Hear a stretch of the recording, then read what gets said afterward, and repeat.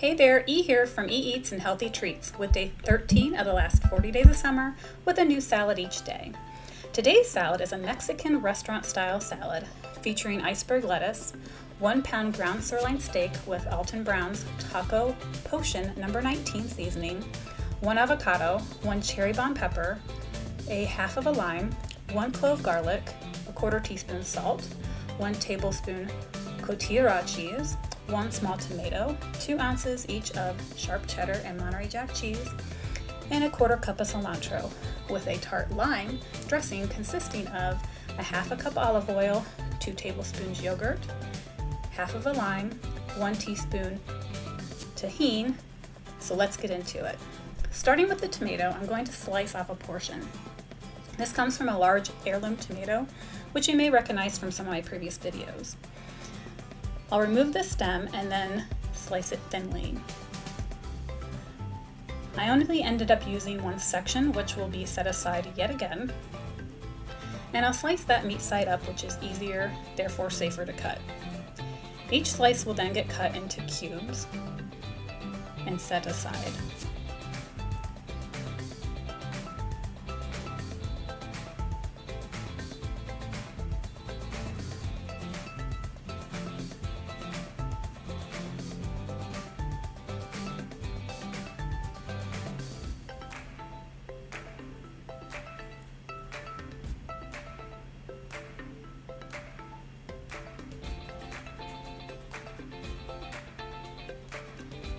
To the cilantro, I'll slice that up and leave the stems in this time.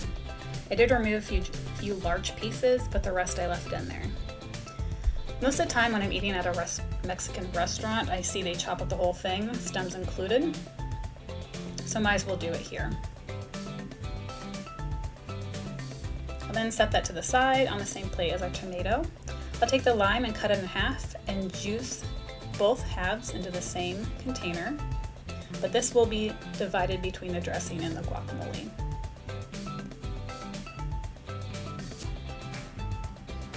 Moving on to the dressing, I'll start with the olive oil and then add in our yogurt. This is plain unsweetened Greek yogurt. My thoughts were to have something creamy like sour cream here. Of course, add sour cream to your salad if you desire.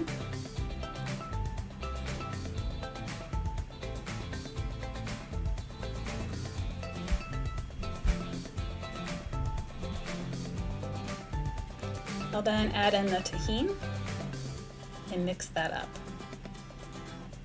This was not coming together and I thought maybe I needed more yogurt, so I added another tablespoon, which is reflected in the listed ingredients in the description below this video. I also had tasted it and added some salt and more tajin. Now tajin has salt in it, so that's probably not a good idea to add, and seeing how the end result was salty, I'd advise against doing this. This is also omitted from the ingredients list. Still, after adding the additional items, it still was not coming together. I was trying to quickly think of a solution, and that's when I saw it. I forgot the lime juice. Duh. So I added half of the juice, reserving the rest for the guacamole, and sprinkled in some cilantro. And poof, it came together. Crisis averted. Although I tasted it and thought it needed more salt and tajin, after watching this again, no wonder it was so salty. My husband had joked that deer were standing at the bottom of our deck that is looking for the salt block. Anyways, please do not add any extra salt. What is written in the ingredients will suffice.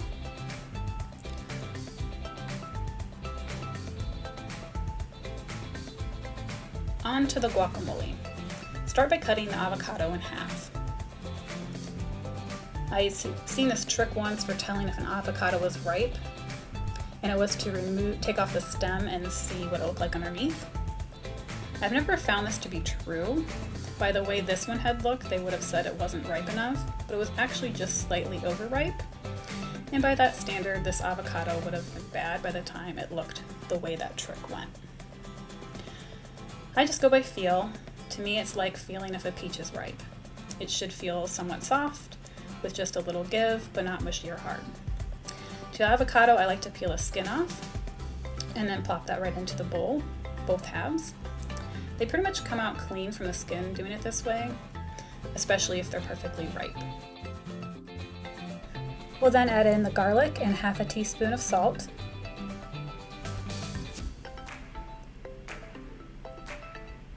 Followed by the cotija cheese. Next, we'll dice up the cherry bomb pepper, but wait, let's use a glove.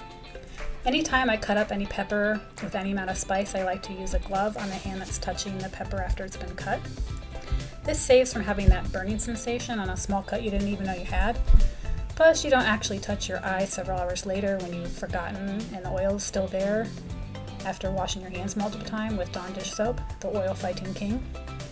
Anywho, I'll cut this pepper in half and then cut it in half again.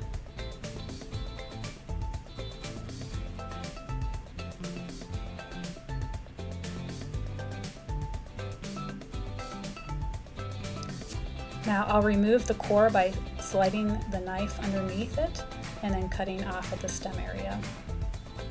I won't leave many seeds here as I don't want this to be very spicy, but use as much as you like according to your spice level preference. I'm good with a mild kick, but my husband on the other hand would prefer things very spicy. Like you go to an Asian restaurant and they don't believe you how spicy you want it.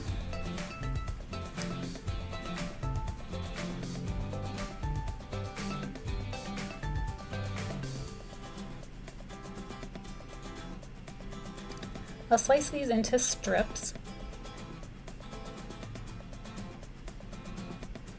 and then dice those up. I want small pieces in my guac. I picked these up at a farmer's market. They're not super spicy despite their big name. It's about on the level of a mild jalapeno. The median Scoville heat unit is 3,750 and they have a slight sweetness. Once the peppers have been added, I'll mash up the avocado. A fork works best here, rather than the spoon I start out using. While mashing, I'll incorporate the ingredients and give it a taste. The iceberg lettuce I'll cut in half and set one section to the side. We only use 1/2 for 2 large salads. We'll then remove the stem section by making a V-cut.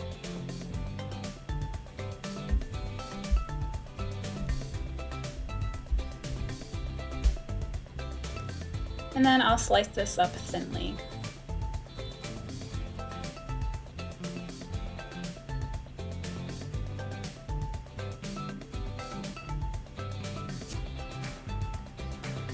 Then break it up a bit and add it to my salad spinner and wash it well.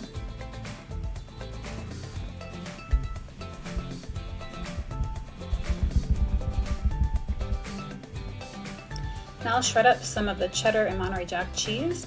I did just enough to make 2 large salads.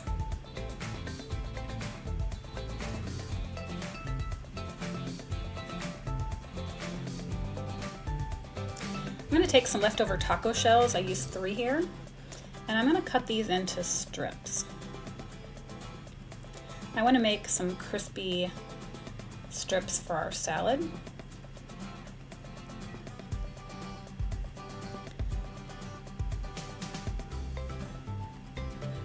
I'll then add these to a rack, which I'll put in a 350-degree oven until crispy for about 8 minutes. I'm going to splash on some lime juice and then add a bit of salt.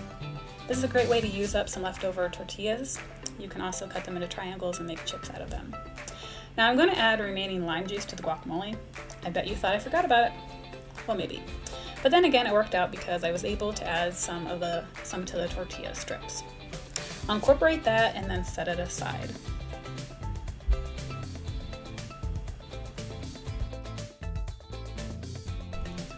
Over the range to a heated skillet over medium-high heat, I'll add the ground sirloin, which was 90-10, and break it up.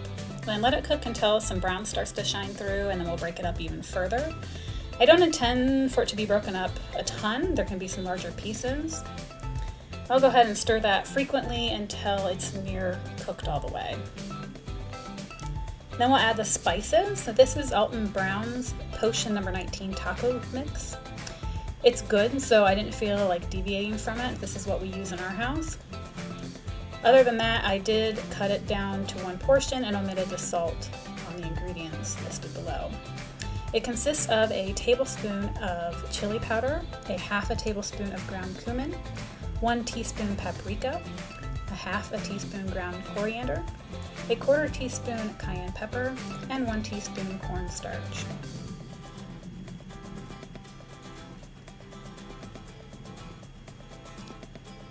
After the seasoning is well combined, I will add a quarter cup of water.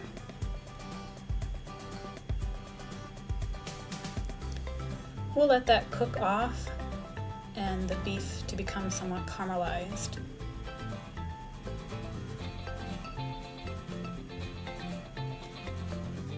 Moving from the heat, let's dish this up. Starting with the lettuce, we'll add a generous portion to a large bowl.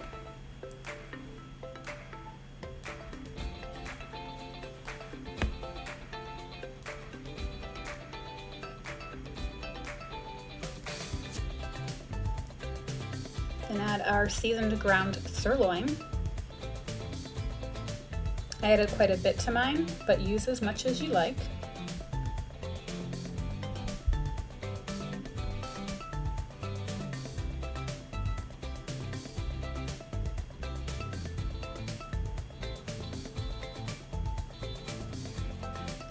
We'll then add in some tomato,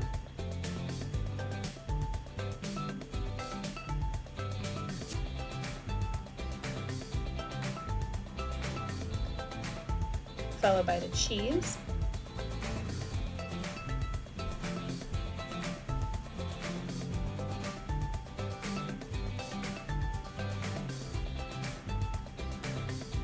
add a dollop of guacamole. I split all the guac between 2 salads.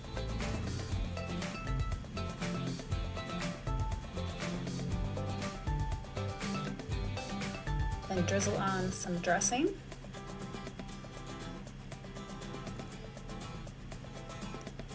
And I'll finish it off with a generous amount of cilantro.